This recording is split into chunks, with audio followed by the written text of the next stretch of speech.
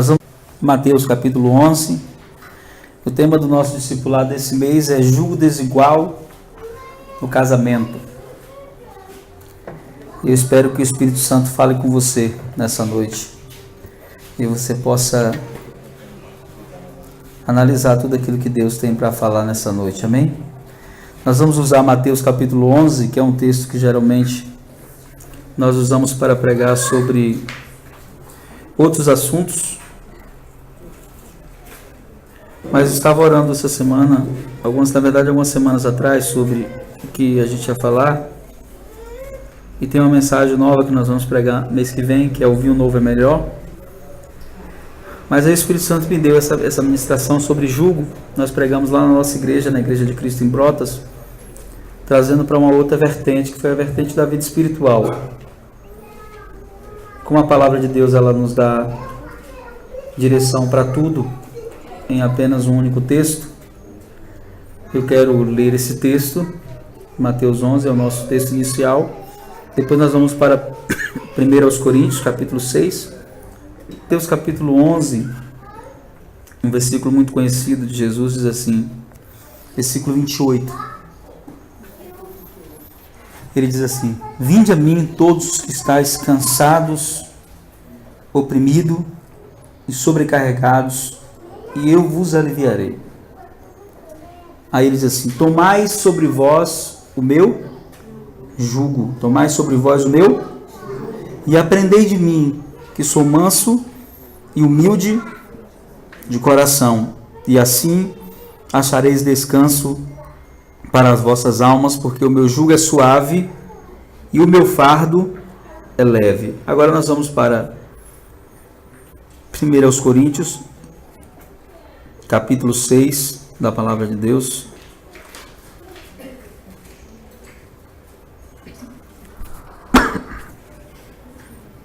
Primeiro Coríntios, capítulo 6.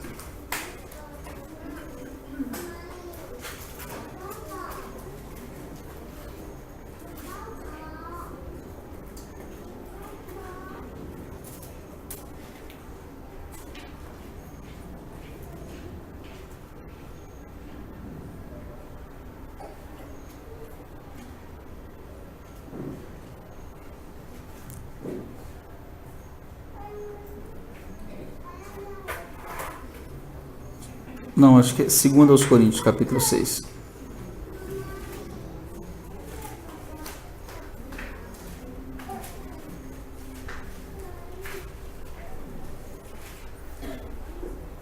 Segundo aos Coríntios, capítulo 6.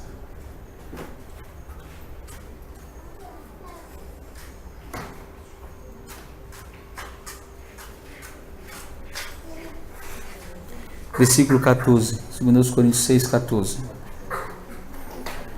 Jamais vos coloqueis em julgo desigual com os incrédulos. Algumas versões dizem com os descrentes. Pois que comunhão há entre a justiça e a injustiça? Ou que comunhão pode ter entre a luz e as trevas? Que harmonia, versículo 15, há entre Cristo e Belial? Que parceria pode estabelecer entre um crente e o incrédulo? E que acordo pode existir entre o templo de Deus e os ídolos? Porquanto somos santuários do Deus vivo, como declarou o próprio Senhor: habitarei neles, entre eles caminharei, serei o seu Deus, e eles serão o meu povo. Amém? Se você quiser deixar a sua Bíblia aberta em Mateus capítulo 11, nós vamos começar por lá. O versículo que nós lemos, 28 em diante.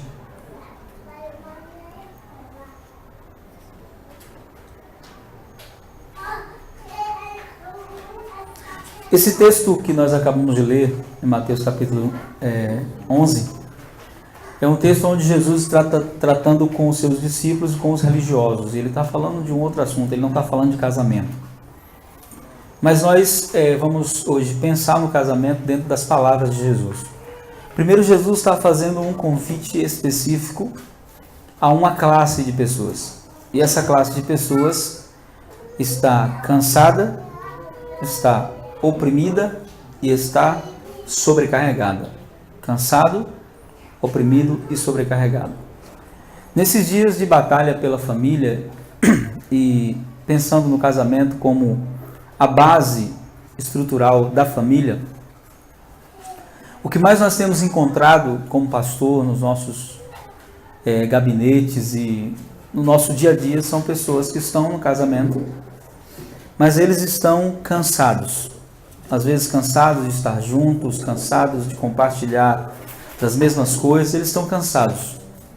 Esse nível é talvez o nível que as coisas estão mais fáceis de serem resolvidas. Quando estão cansados, né? Quando a gente está com um problema, estou cansado disso, estou cansado daquilo. Esse nível aí não é um nível extremo. O segundo nível talvez seja muito pior, porque existem pessoas que não estão só cansadas, existem pessoas que estão oprimidas. Aí é quando existe uma ação maligna que está acontecendo por conta de algumas portas que foram abertas no relacionamento. E chega o terceiro nível, e talvez o nível mais difícil. É quando as pessoas estão sobrecarregadas, então elas não querem saber de mais nada. É aquela hora em que a pessoa diz assim, a única opção agora é o divórcio. A única saída agora é jogar tudo para o alto. Essa é a única saída.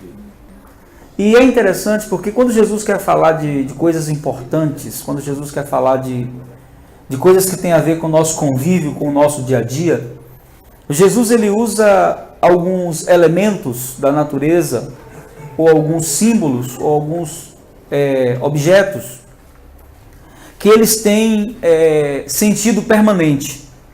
Ou seja, pode passar 1000 anos e você vai saber o que é aquilo que Jesus está falando. Estávamos tomando café algumas manhãs lá em casa, e eu estava falando com o pastor Leandro sobre algumas comidas que a gente comeu em outros países, que era típico no café da manhã, mas a minha comida preferida no café da manhã ainda era o pão. Explicando a ele por quê. E falando, quando Jesus disse, né, eu sou o pão. Quem aqui não sabe o que é pão? Então, em todo lugar do mundo que você for, você vai encontrar pão. Na mesa do rico, na mesa do pobre. Se você tiver com fome, só tiver pão, vai dar para saciar. Então, Jesus, para falar de coisas importantes, ele usava coisas que tinham sentido permanente. E aqui ele está usando um instrumento de trabalho chamado jugo. Muita gente não sabe o que é um jugo. Eu já preguei em várias igrejas onde eu perguntei assim para as pessoas, você sabe o que é um jugo? E as pessoas não fazem a mínima ideia do que seja um jugo.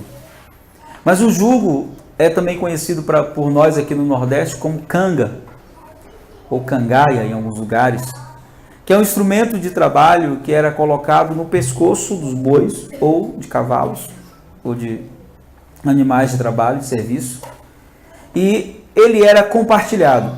Então o jugo, ele era encaixado no pescoço de um animal e no pescoço do outro animal, e eles iriam trabalhar juntos.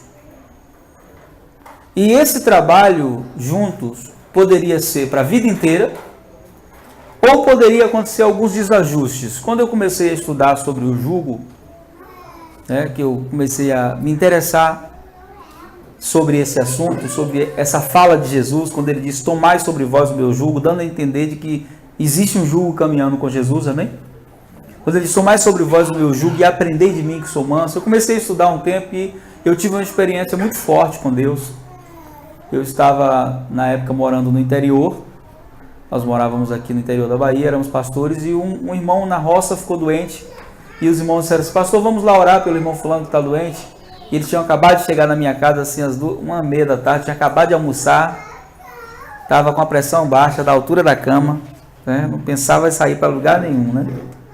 Vontade de dormir, sabe? Depois você acaba de comer assim, que vem aquele sono do baiano, que quem é baiano aqui sabe do que eu estou falando, né? É a famosa leseira, né? Você fica assim, meio bragueado, né? E aí os irmãos, vamos pastor? Eu falei, mas irmão, a manhã toda, vocês para vir aqui, agora não vou. Eu fui, né? Fui porque pastor não tem vontade, né? Tem que ir mesmo, não tem jeito. E quando eu cheguei lá, nós oramos pelo irmão, tudo mais, abençoamos a vida dele. E só que quando eu cheguei naquela fazenda, uma coisa me chamou a atenção. Tinha um senhor trabalhando na roça, tinha um campo grande, uma roça, e ele estava arando a terra. E ele estava usando 2 bois para parar a terra. E eu achei, o que eu mais achei interessante é que ele ficava assim, acompanhando, né, os bois com a vara, e ele gritava assim, ei! E os bois viravam. Depois ele gritava de novo, oh! E os bois viravam para o outro lado. Quando eu vi aquilo, eu lembrei, porque eu estava justamente naquela época, numa fase muito contemplativa e meditando nesse assunto do jugo. Quando eu vi aquilo, eu chamei ele, né? Assim, desculpa interromper o seu trabalho, eu queria fazer algumas perguntas para o senhor. Aí ele disse, pois não, pode fazer, pastor. Eu perguntei para ele, como é o nome daquele troço lá que os bois estão usando no pescoço? Se aquilo ali é uma canga, né? Eu já sabia que era jugo, mesma coisa. Aí disse, como é que funciona isso? Disse, aquilo ali tem uma ciência, né? O povo da roça falando, né? Interessante. Aquilo ali tem uma ciência, pastor. Aí se tem uma ciência, como assim? Disse, olha, primeiro, você não pode colocar 2 bois novos juntos. Aí disse, não, por quê? Ele disse assim, porque senão não vai dar certo. Tem que ser um boi mais experiente com o menos experiente. Segundo, ele falando para mim, né? O senhor, antes de botar eles para trabalhar junto, tem que botar os 2 para comer junto, para pastar junto, para eles ficar amigos. Aí eu disse assim, é mesmo? É.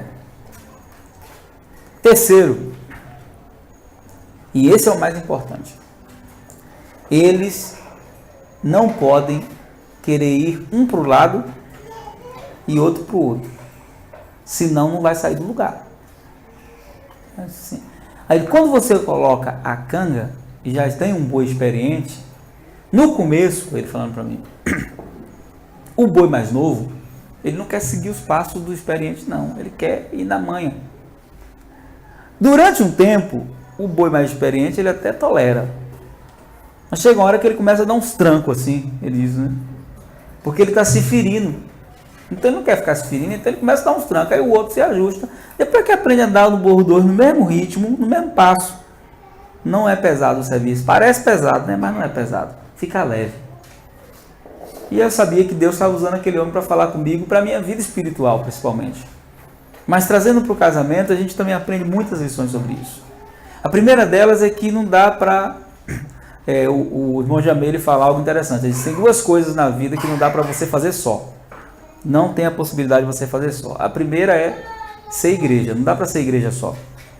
Eu só sou igreja quando eu estou reunido com outras pessoas. E assim, a segunda é casar. Ninguém casa só. Cheguei aqui só eu no altar. O que é que você quer? Eu quero casar. Com quem? Não quero casar com ninguém, não. Eu quero casar comigo mesmo. Vai mandar internar porque tá doido, né? Então, tem que ter outra pessoa.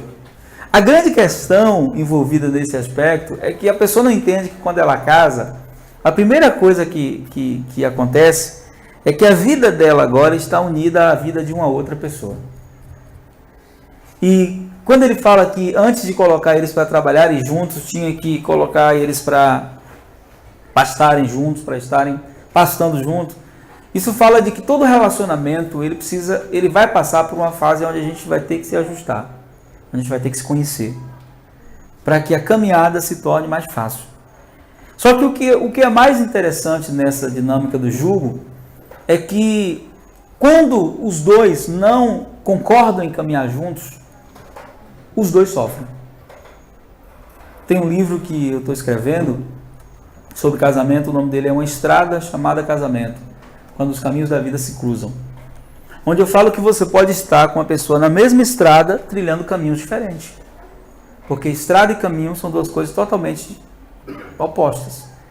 A estrada ela é permanente, o caminho é feito pelos pés do caminhante. A parábola do samaritano nos mostra isso. Tinha 5 pessoas na mesma estrada, mas cada um estava fazendo o caminho. Um estava fazendo o caminho do viajante, outro estava fazendo o caminho do assaltante, outro estava fazendo o caminho do sacerdote. Cada um fez o seu caminho e teve um que fez o caminho do socorreiro. Estavam todos na mesma estrada, porém fazendo caminhos diferentes. E 2 pessoas podem estar unidas por meio do casamento, de um relacionamento, mas mesmo assim estarem trilhando caminhos diferentes. E aí é onde entra o que nós chamamos de jugo desigual. Quando nós falamos de jugo desigual na igreja, a gente sempre fala para as pessoas que ainda estão na fase de conhecimento, às vezes, dizendo assim, olha, você não pode namorar com uma pessoa descrente. De verdade não é o correto, porque o segundo texto que nós lemos fala disso. Se você namora com alguém, ou se você tem um relacionamento com alguém que não é da mesma fé que você está entrando em um jugo desigual. Aquela pessoa tem pensamentos diferentes, ela tem ideais diferentes, ela tem propostas de vida diferentes, então vai tudo desaguar. Mas o casamento, do ponto de vista de Deus, do ponto de vista correto, ele é uma aliança que tem que ser ajustada em 3 níveis.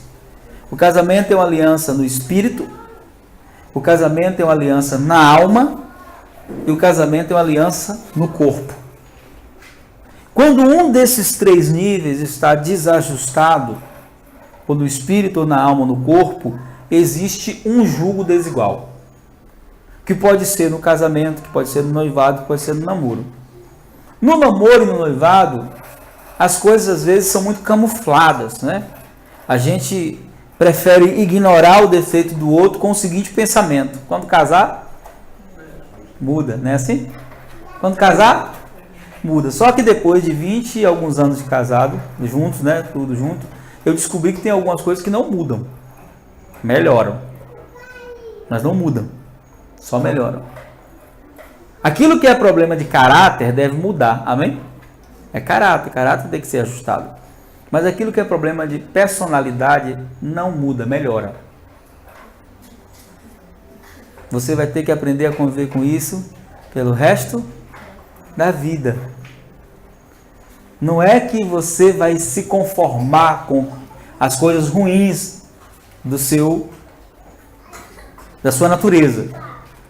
Se você ama de verdade, em nome do outro, você vai querer se ajustar. Amém? Mas por mais que você se ajuste, tem coisa que é natural sua. Por exemplo, tem gente que é casado e um é muito elétrico e o outro é bem passivo. Não adianta agora o que é passivo querer que o elétrico fique passivo também. Desacelere. Ele não consegue. Até se botar os dois para dirigir de forma diferente. Porque a natureza deles é diferente. Então o que pode fazer? A gente pode ajustar algumas coisas. Isso não chega a ser um jugo desigual. Onde é que existe um jugo desigual no casamento?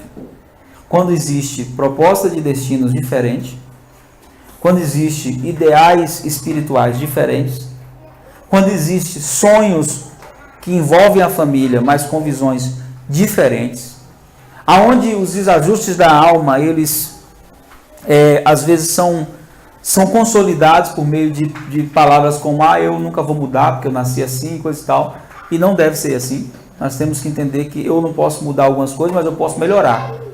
Amém? Então o jugo desigual é como se estivéssemos indo os dois para o mesmo destino, mas cada um querendo tomar uma direção diferente. Não vai dar certo. E no casamento, hoje, eu estava conversando com um casal outro dia, e conversando sobre um dos assuntos que tem sido hoje usado dentro da igreja por pastores, por pessoas cristãs, para acreditar que o divórcio é uma opção correta em algumas situações. E hoje o que mais separa pessoas na igreja, por incrível que pareça, não é adultério. O que mais separa pessoas na igreja hoje é o que eles chamam de incompatibilidade de gênero. A pessoa não se acostumou com o jeito da outra.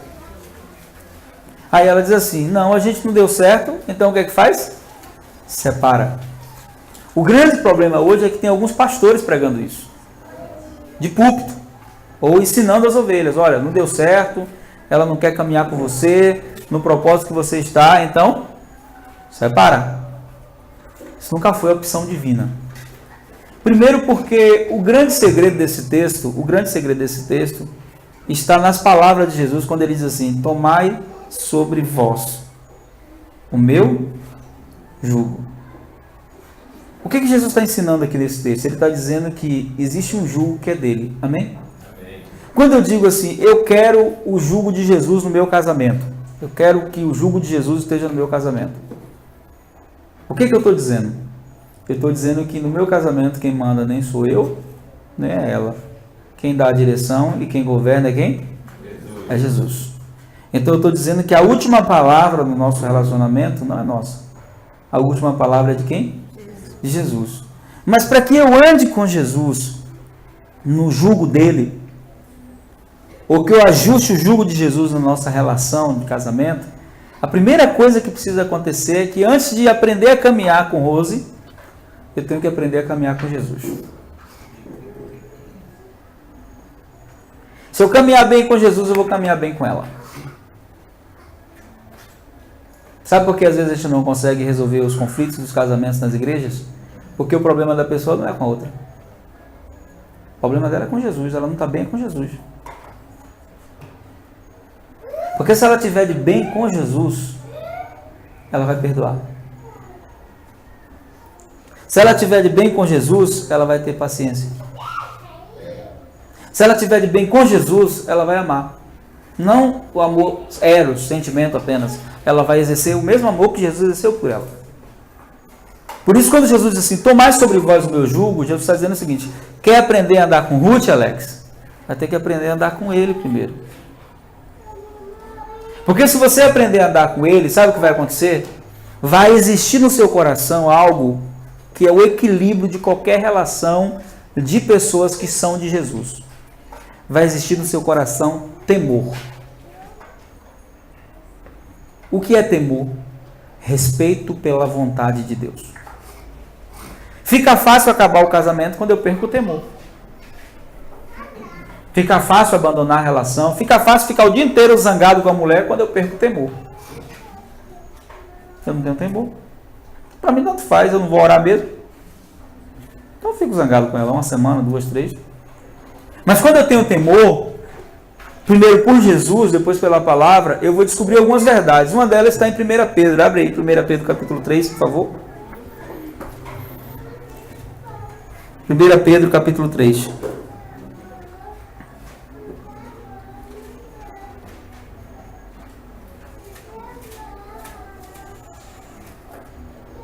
Primeira Pedro, capítulo 3.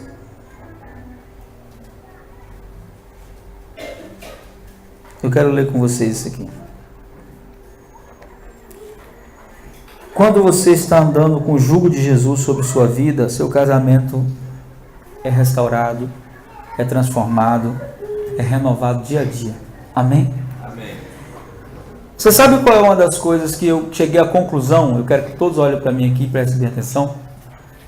É que nós não temos condições sozinhos de viver as verdades do reino de Deus. Tudo que eu vou ler agora, se você tentar fazer por vontade ou por esforço, você vai se cansar. Você vai se cansar tentando e não vai conseguir. Por isso o convite de Jesus primeiro diz, vinde a mim os que estão cansados. Tem muita gente que diz assim, eu estou cansado, pastor.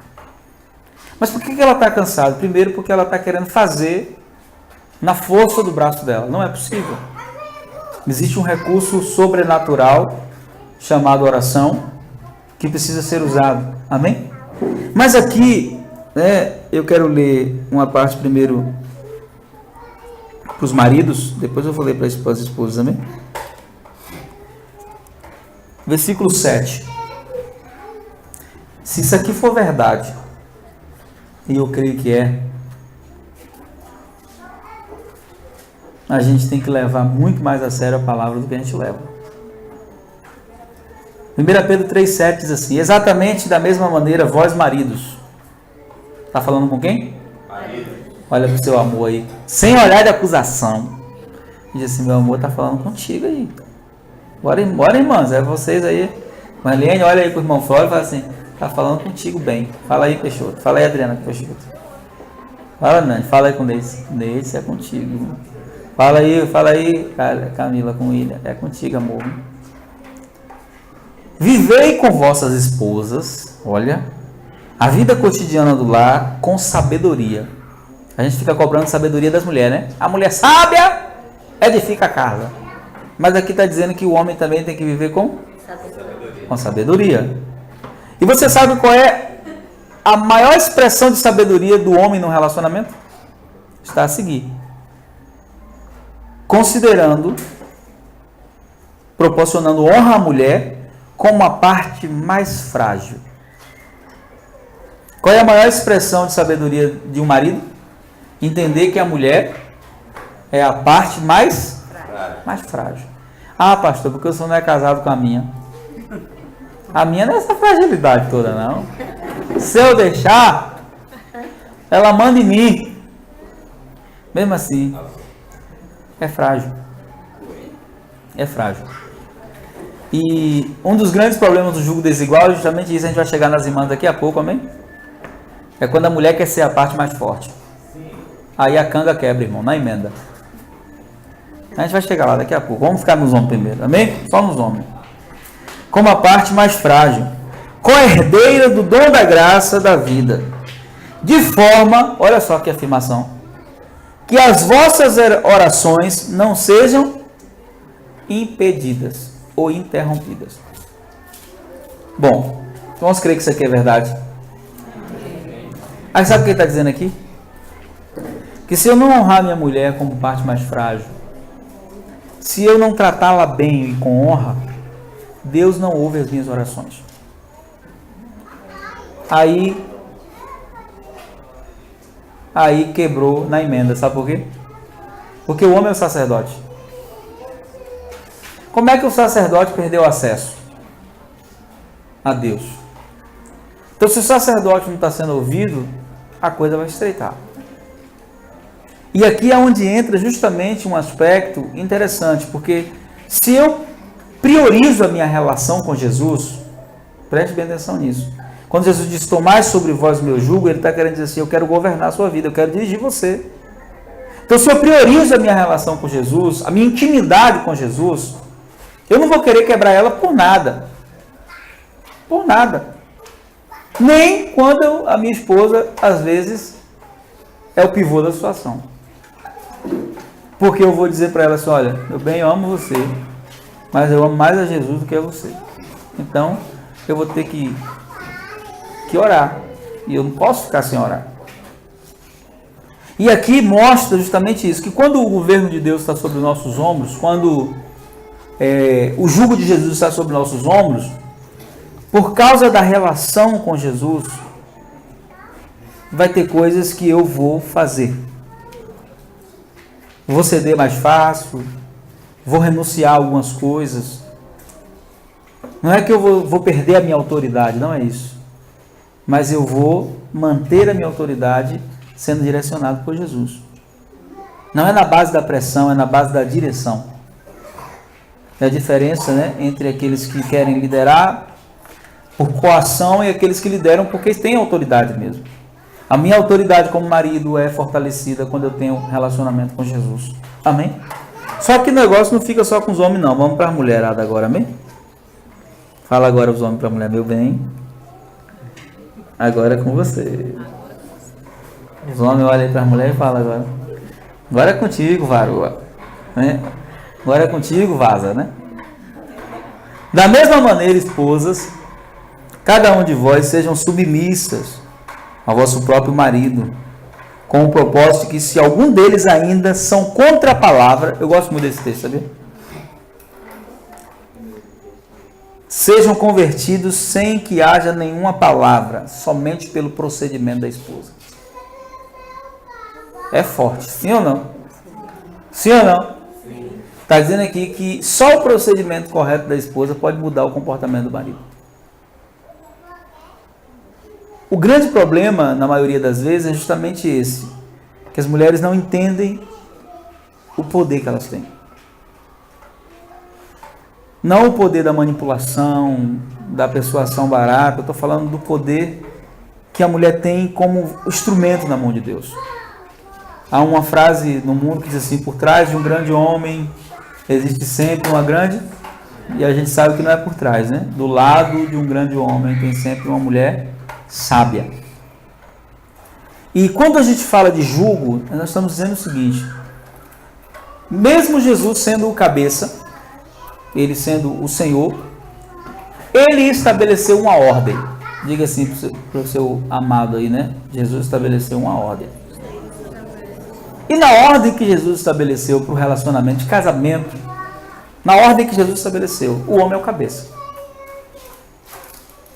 Ele pode não entender isso, e aí é onde complica as coisas, porque fica difícil você ficar debaixo da autoridade de alguém que não exerce a sua autoridade como deveria. Eu já tive que conversar com muitos maridos e dizer para eles assim, você precisa ser o homem da casa. Você precisa ser homem. E ser homem não é gritar mais alto. Ser homem não é mostrar que é homem. Né? Ser homem não é somente ter a aparência de homem. Ser homem é ser aquele que direciona as coisas. Aquele que administra as situações. Aquele que passa pelas situações mostrando que tem o controle. Um dia eu estava conversando com o marido e disse, pastor, eu gritei com ela porque ela gritou comigo. Eu disse, ela pode gritar com você. Pode? Não pode. Não pode. Quem não pode perder o controle é você. Como é que você vai ensinar ela a parar de gritar se você grita também?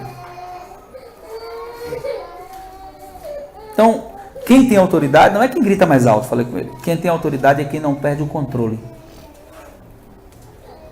Quem tem autoridade não é quem grita mais alto. Quem tem autoridade é quem não perde o controle da situação. Por quê? Porque muitas vezes nos relacionamentos que a gente vê, os desajustes começam justamente quando os papéis estão sendo exercidos de forma errada.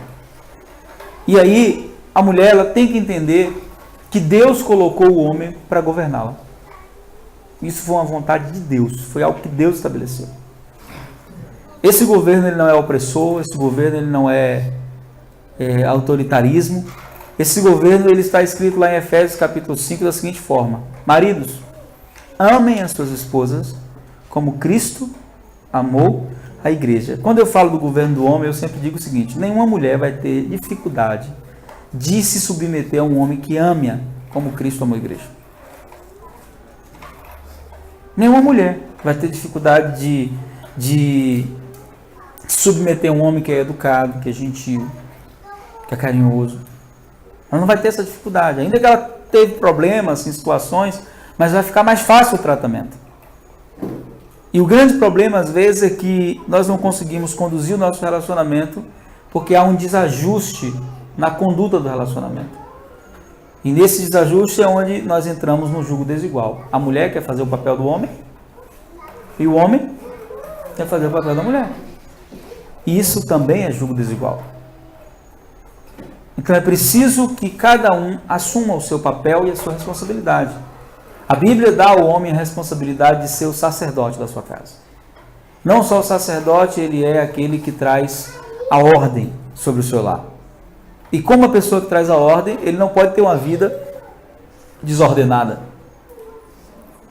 Imagina alguém que quer trazer ordem, mas a vida é uma desordem.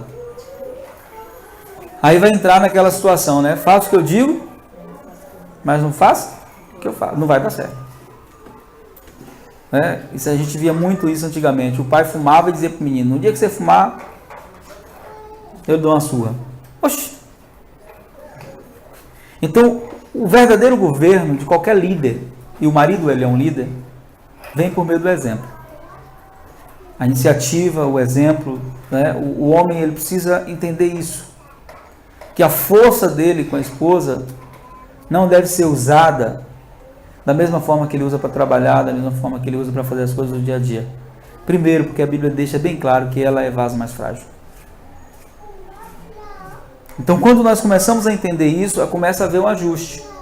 Quando é que há um jugo desigual? Quando o jugo de Jesus não está sobre nós. Então, se eu quero que o meu casamento ele entre na linha, primeiro a minha comunhão com Deus tem que entrar na linha. Se a pessoa com quem você está casado, eu sempre falo isso com maridos que estão casados agora, né? Casou recentemente, vai casar, né? Guardem isso no coração, vocês que vão casar agora, por agora. Às vezes a gente quer mudar o problema do casamento cobrando o outro, né? A maior forma de você mudar o problema no casamento é investir na vida espiritual do outro. A melhor forma. Porque se a espiritualidade, ou seja, se o jugo de Jesus estiver estabelecido sobre a pessoa, você vai ter respostas muito mais rápidas. Mas às vezes você diz assim: não, eu quero que ele mude. Eu quero que ele deixe de fazer o que ele está fazendo. Ninguém muda se não for por uma ação do Espírito Santo, querido.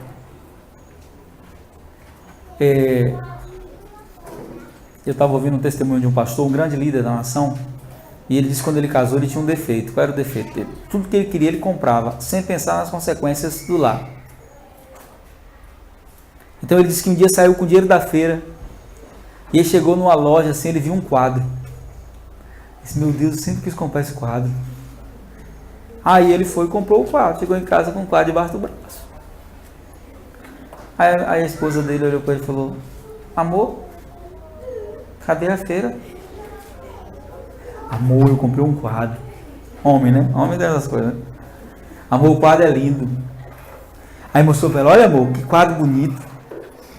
Amor, esse quadro vai ficar ali na parede, amor.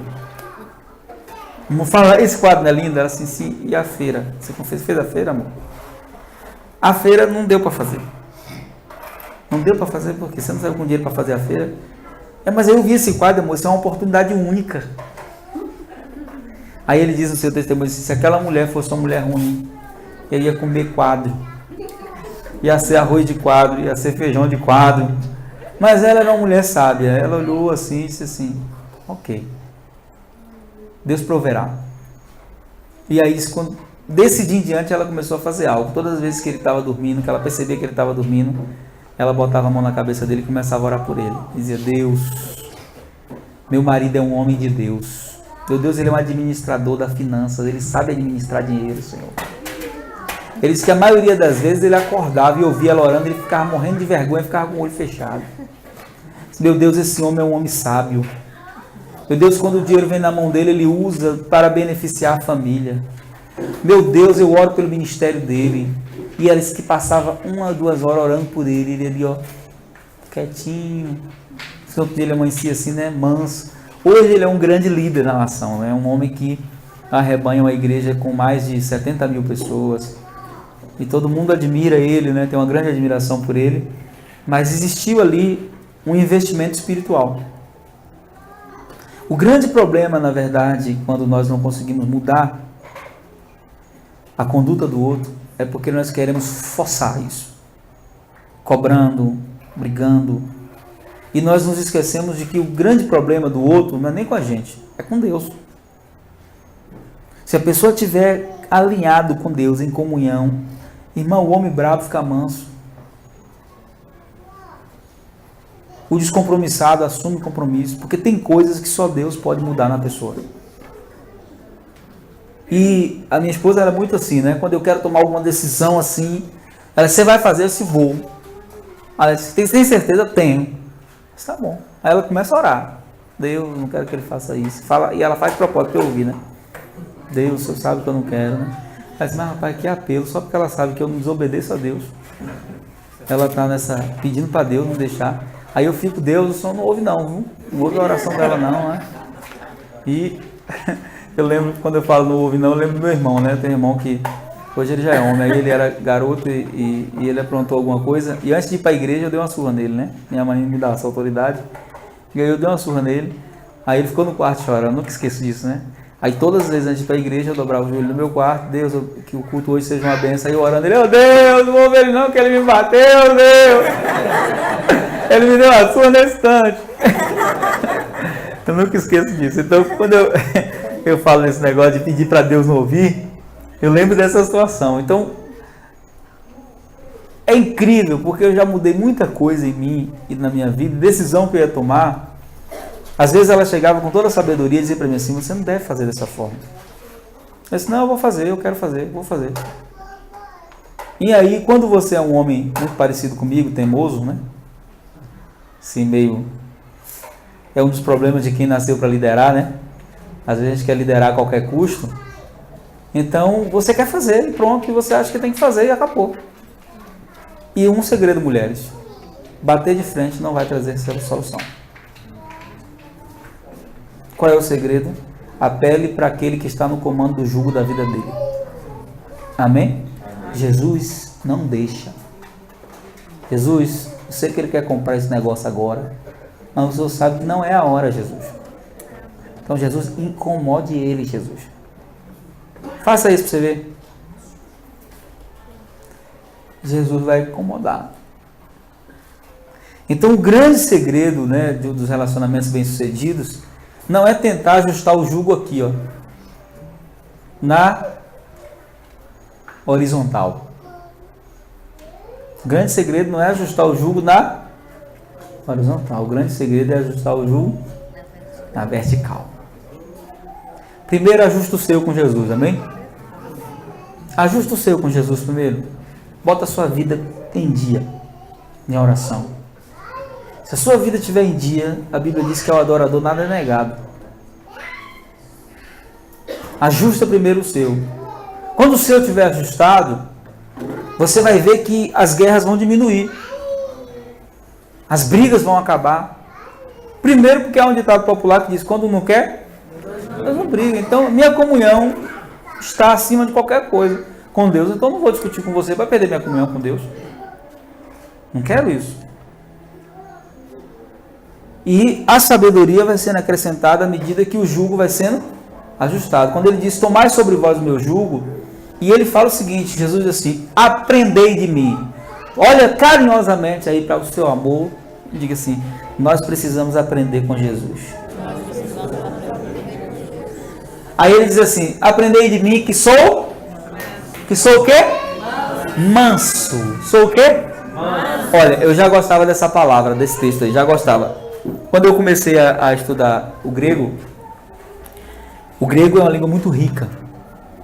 E eu comecei a descobrir algumas coisas que me deixou mais apaixonado ainda pela palavra. E aí quando eu fui estudar essa palavra uma época no grego, a palavra manso aí é a palavra domos. A palavra domos é a palavra que dá origem no português à palavra domado. Quando Jesus está dizendo que ele é manso, ele não está dizendo que ele nasceu manso, ou que ele veio ao mundo manso. O que ele está querendo dizer ali? Ele assim, eu consegui domar a minha natureza carnal. A palavra domos fala de... Sempre que eu dou esse exemplo, de que eu falo de domos, eu gosto de falar do pitbull, né? Eu tenho um pitbull, ele tem 11 anos de idade, né? Belo. Já está ceguinho.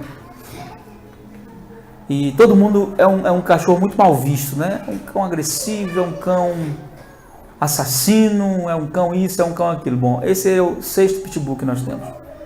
Ele está conosco há 11 anos. Nós nunca tivemos problema com nossos cachorros, porque a gente acredita que o cachorro vai ser muito parecido com o dono, né? Então, se o dono for alguém instinto de violência e instigar o cachorro, ele vai se tornar. Mas o pitbull, ele é um cachorro de laboratório. Quem já estudou história sabe disso. Ele é resultado de várias misturas. E quando os primeiros pitbulls foram criados, que foi a raça Black Nose, foi a primeira a ser produzida, que era um cão de briga mesmo, ele foi criado extremamente violento para brigar.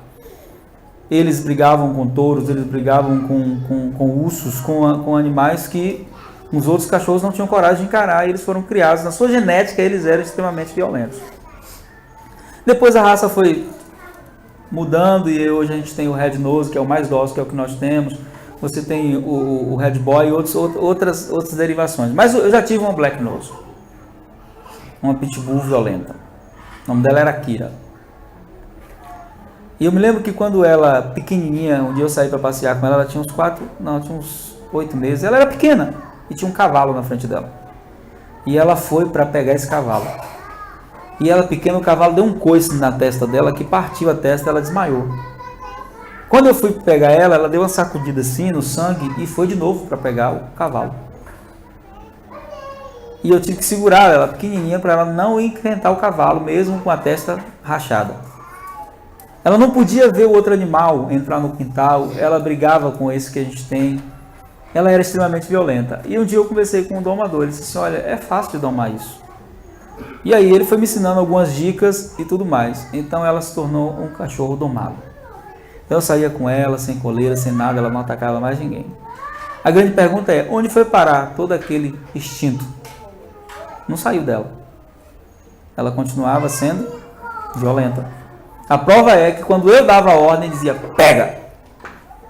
Poderia subir em árvore, poderia subir em muro, não tinha lugar que ela não ia atrás. Porque a natureza dela foi criada para aquilo. Mas você consegue domar uma fera dessa. Tem um vídeo na internet que eu gosto muito, que o cara tá lavando a calçada e tem um Black Nose do lado dele, solto. E passa um vira-lata assim, e quando passa ele levanta a posição de ataque, o dono olha para ele assim, parado. E cola do lado dele. O vira-lata é enxerido, ainda vem cheirar o cachorro. Risco de morte terrível. Quando o vira-lata começa a cheirar ele, ele olha assim pro vira-lata, dá aquela chorada, sabe, de quem quer pegar, mas não pode. E olha pro dono, o dono parado. E aí o vira-lata sai balançando o rabo, se achando, né? Achando assim, uhul, eu sou o cara, né? Fui no território do Pitbull, urinei, fiz tudo e tô indo embora e ninguém fez nada. Aí ele foi lá, fez um carinhozinho no cachorro, né? Deu um presente pela obediência dele. Mas esse vídeo ali fala justamente de um cão que está domado. Mas a natureza dele é ruim. Ele é violento, por natureza. Então quando Jesus diz assim, aprendei de mim que sou domos, ele está querendo dizer o seguinte, eu domei a minha natureza. E eu quero ensinar você como fazer isso com a sua. Eu quero ensinar você a domar a sua natureza. Ah, porque eu sou bruto mesmo, meu pai era bruto. E você não precisa ser bruto, você não precisa repetir os erros dos seus pais. Não precisa. Você não precisa pegar as coisas ruins da sua família como herança. Não precisa disso. Mas para não pegar, vai ter que passar por uma fase de ser domesticado por Jesus. Ser domado. Porque muita coisa que existe na sua natureza é herança genética. Você herdou de pai e de manhã. Então a única forma de você contrariar isso é aceitando o jugo de Jesus. O que é aceitar o jugo de Jesus? Eu sei que a minha natureza é assim, mas eu não posso ser. Eu passei por isso na área da violência.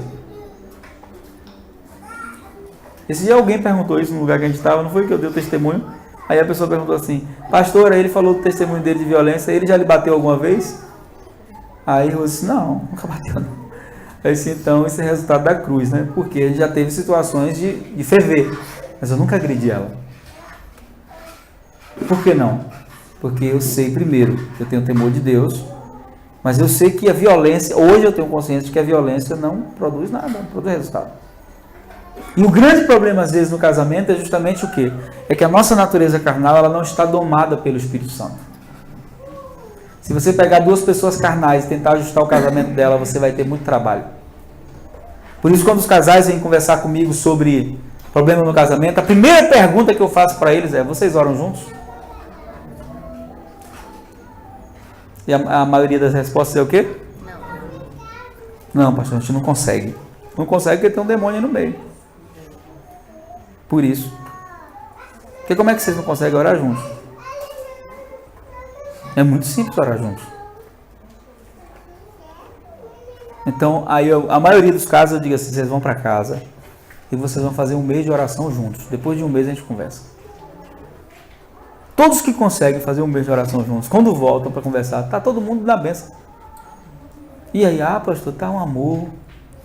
Tá um negócio diferente, uma unção assim. Então o problema de vocês, na verdade, não era um com o outro, não. O problema de vocês é que a relação de vocês com Deus estava desgastada. Eu estava aconselhando uma vez um pastor que queria se divorciar da esposa. E o primeiro conselho que eu dei para ele disse assim, pastor, eu quero te dar um conselho, cara. Para a sua vida por 40 dias. E fica sós com Deus durante 40 dias. Eu lhe garanto que depois desses 40 dias você não vai querer se divorciar. Não, eu já decidi sim, mas quem é de Jesus não tem vontade própria. Quem é de Jesus não diz eu já decidi. Se você não pode dizer que foi Deus que mandou você fazer, é porque não foi. Se você não pode afirmar assim, não, né, foi Deus que mandou eu fazer, é porque a decisão é sua. E se você encontrar alguém que diga assim, não, que eu separei porque Deus mandou, pode saber que é mentira. O livro de Malaquias é o livro das 4 honras. Chamado livro das 4 honras pelos judeus. Primeiro, honra a Deus, capítulo 1. Segundo, honra ao casamento. Terceiro, honra ao altar, por meio das ofertas. E quarto, honra aos pais. 4 honras. No capítulo 2, Deus está falando com os sacerdotes. E aí Deus diz assim no versículo 16, eu, o Senhor, aborreço de vós. Mas antes dele dizer isso, sabe o que ele fala? Ele diz assim, vocês perguntam por que as ofertas de vocês não estão sendo recebidas por mim. E eu vou lhe responder por quê. Porque você desonrou a mulher da sua mocidade. Por isso também eu não vou receber as suas ofertas. Porque eu, Senhor, aborreço de vós. Os rabinos judeus, eles são tão cri-cris com a palavra, que eles fazem uma afirmação que a gente não pode nem fazer na igreja evangélica. Porque se fizer, vai dizer que a gente está o quê? Mas os rabinos dizem, Deus não recebe oferta de divorciado. E eles pegam esse texto de Malaquias e mostram que é verdade.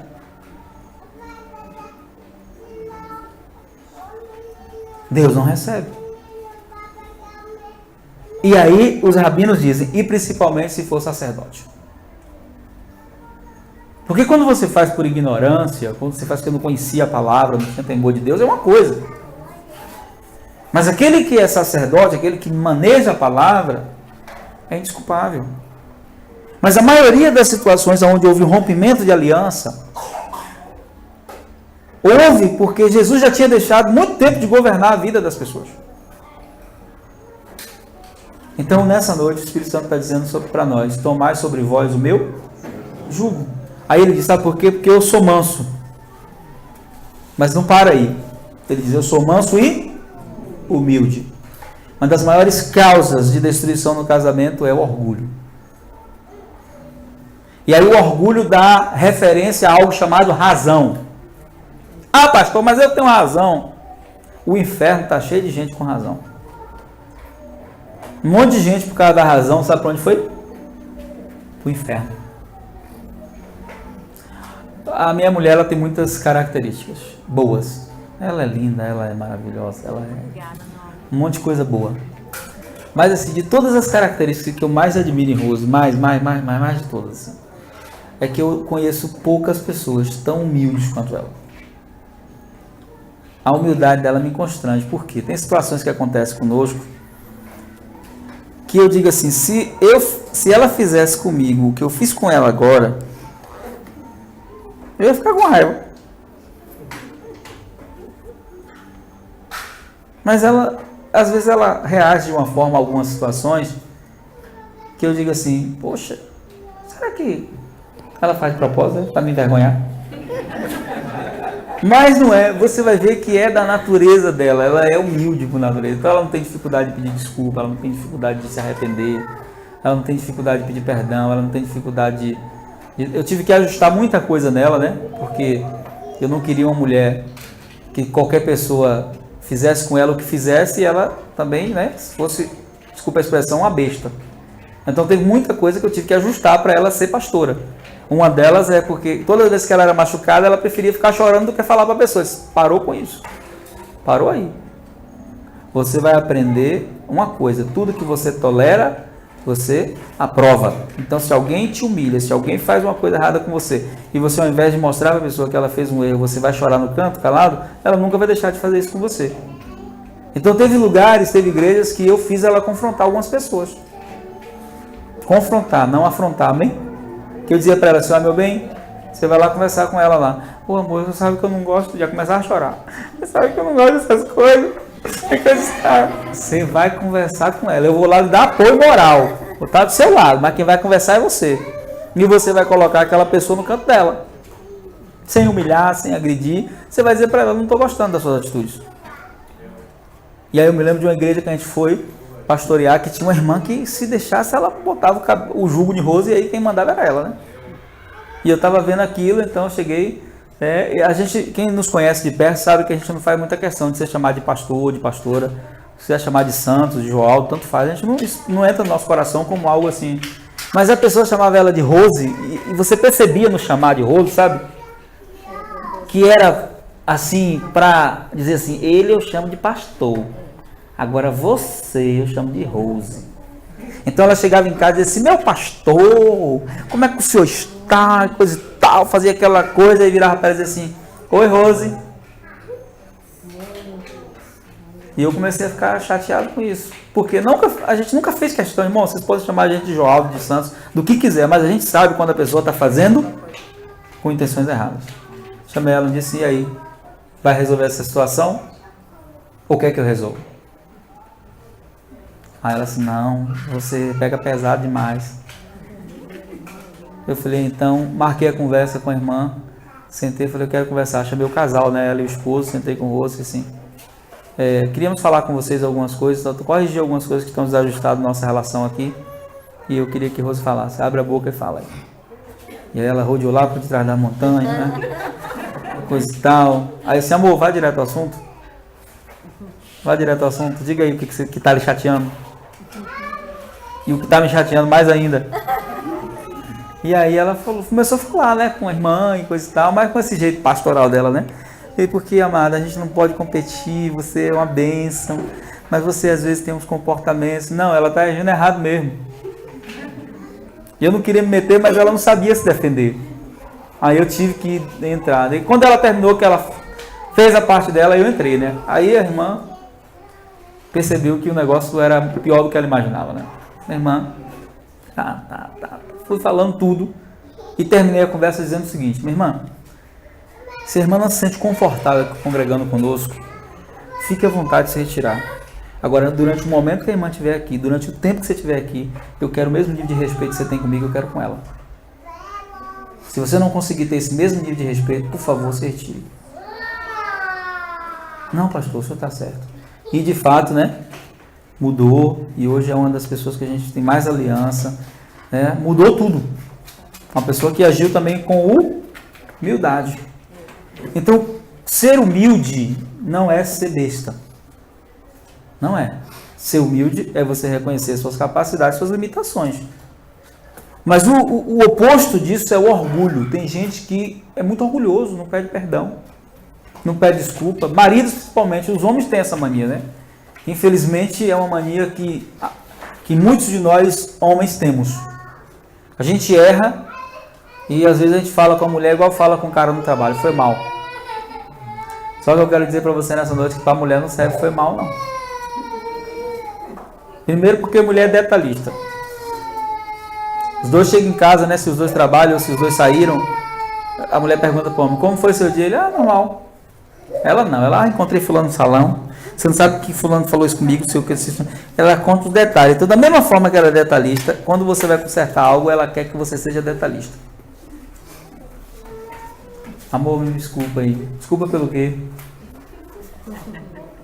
Por aquilo lá que eu falei lá.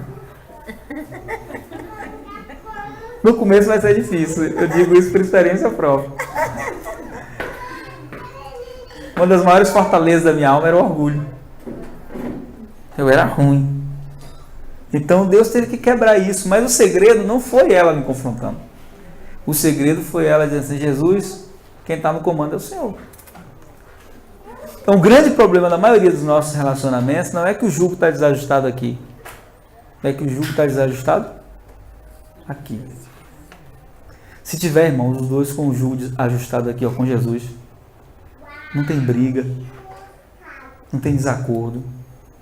A gente raramente, muito raramente discute. Mas é muito raro mesmo. As nossas discussões que existem ainda, às vezes, não são por nossa causa. É porque, como ela, às vezes, exerce autoridade, mas não sabe exercer poder, às vezes acontece alguma coisa dentro de casa onde as meninas desrespeitam ela e ela... não vou falar mais. Você vai falar, você tem autoridade. Se não obedecer, use sua força. Você tem isso, você tem autoridade para isso. Aí, às vezes, eu fico chateado com ela porque ela não faz como deveria fazer. Mas fora isso, discussões por causa de coisas da gente, nossa, assim, não tem. Não é que a gente é perfeito, mas não tem. Por quê? Porque ela sabe a relação que eu tenho com Deus e eu sei a relação que ela tem com Deus. Nós fizemos, eu estava conversando com um casal outro dia, dizendo o seguinte: nós fizemos alguns propósitos com Deus quando casamos. Um deles foi nunca dormir uma noite zangado um com o outro. E a gente nunca dormiu, até hoje. Mas por que a gente fez isso? Porque nós pensamos, nossa relação com Deus está acima da nossa relação um com o outro. Então nós queremos estar de bem com Deus, tanto você quanto eu. Eu quero levar você para mais perto de Deus, eu quero que você me leve para mais perto de Deus. Quando isso é verdade, o casamento anda na linha. Agora, quando você está casado com alguém que te afasta daquilo que é a vontade de Deus, a situação começa... Por quê? Se a pessoa não é fiel a Deus, ela vai ser fiel a você? Não. Não vai, querido. Hoje, quando eu sou tentado na área sexual, que uma mulher aparece, se oferece, eu penso nela também. Mas antes de pensar nela, eu tenho uma aliança com Deus, eu não posso fazer isso. Então, se a pessoa está com a aliança desajustada com Deus, a aliança com o outro não vai ser honrada. Então, quando nessa noite nós ouvimos Jesus dizer assim: tomai sobre vós o meu jugo, aprendei de mim que sou manso e humilde, ele diz assim: e acharei descanso para vossas almas. A pior coisa que existe no casamento, sabe o que é? Estar no casamento com a alma cansada. O primeiro divórcio que acontece, sabe qual é? O divórcio da alma. Está dormindo na mesma cama, mas já não sente mais prazer de estar dormindo junto. Até o toque do outro, que antigamente acendia uma faísca, né? Tocava assim, riscava fogo, né? Hoje irrita, sai de perto de mim. Essa parte da cama é minha. Oxi, tem isso? Então assim, essas coisas revelam que a alma já está divorciada. Quando é que a alma já está divorciada? Não sente mais prazer de estar com o outro. Não existe mais expressão de carinho. Segurar na mão, dar um cheirinho. Essas coisas já não fazem mais sentido. Então já aconteceu um divórcio na alma. E por que aconteceu? Porque às vezes a alma está cansada. E o segredo para tirar esse fardo da alma é tomar o fardo de Jesus, amém? Ele diz: o meu jugo é suave e o meu fardo é leve. Como é que a gente acumula fardo? Todas as vezes que a gente começa a guardar coisas. Aquilo que era para ser resolvido, a gente vai guardando. Aí vai aumentando o fardo, né? Aí quando briga, derrama tudo de vez. Tem gente que está brigando, lembra coisa de 10 anos atrás. Lembra aquele dia que a gente foi na casa de sua mãe? O fardo já está mal do que a caminhonete ali. Então, fala para o seu irmão assim, né? Leva o fardo para os pés da cruz. Amém? Fica carregando o fardo. Daqui a pouco é jogar o fardo em cima do outro para matar. A culpa é sua. Foi você que me engordou. A mulher falando isso com o marido, né? Que o marido falou com ela: você está gorda aí. E aí eles começaram a brigar, foram parar no gabinete. Aí, a culpa é dele, pastor. Quem me engordou foi ele. Assim foi mesmo, irmão. Foi. Mas é interessante que a minha tem 3 filhos, né? Hoje. E ela não é gorda, não. Então a gente gosta, né, de botar a culpa no outro. Ah, foi ele que fez, por causa disso que eu estou assim. Não, irmão, para com isso. Aprenda. Nós estamos caminhando juntos, mas somos responsáveis por nossas ações. Amém? Então nessa noite eu quero orar por vocês, para a gente encerrar nessa noite. A nossa oração vai ser muito simples. Que o jugo de Jesus esteja sobre nossos ombros. Amém? O que é o jugo de Jesus? O governo dele. Eu tenho que aprender a andar no passo de Jesus. Lembrando a história dos bois que aquele moço me contou, ele dizia que existia um boi novo e um boi experiente, né? Jesus é o boi experiente, ele já sabe o caminho. E quanto mais rápido nós aprendermos a andar no passo de Jesus, mais ajustado vai ser o nosso relacionamento com a pessoa. Amém? Então o grande segredo é esse. Ore pela vida espiritual da pessoa que você ama. Se a vida espiritual dele estiver de bem com Deus, meu irmão, se ele estiver cheio da presença de Deus, invista na vida espiritual da pessoa que você ama. Invista na vida espiritual. Porque se a vida espiritual estiver alinhada, ele vai falar alguma coisa com você aqui, e aí vai orar o Espírito Santo. Aham. Tá certo aquilo lá que você fez? Tá não, Senhor. Vai pedir perdão. Isso acontece comigo muitas vezes. Quando eu faço qualquer coisa assim, aí o Espírito Santo, bonito pra sua cara, hein?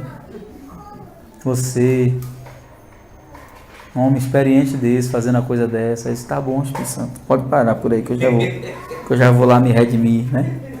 Então, quando a vida com Deus está desajustada, irmãos, eu vou dar um testemunho aqui, muitos pastores não têm coragem de dar, mas eu vou falar. Eu já vivi crises na minha vida espiritual como pastor. E eu vou ser bem sincero com vocês, todas as vezes que a minha vida espiritual estava mal, meu casamento piorava. Quando a minha vida espiritual estava ruim, meu casamento ficava ruim. Não é que acontecia traições, nada disso. Mas eu não era o homem educado que ela precisa que eu seja. Eu não dava a atenção que ela precisa que eu dê. Mas o problema não era com ela, o problema era aqui, ó. Se eu não estava dando atenção para Deus, como é que eu ia dar atenção para ela? Então, o grande problema, às vezes, na relação, não é o com o outro. E a gente não consegue mudar a relação porque a gente quer mudar o outro. Não, meu irmão. Olhe pela vida espiritual da pessoa que você ama. Invista na vida espiritual dela.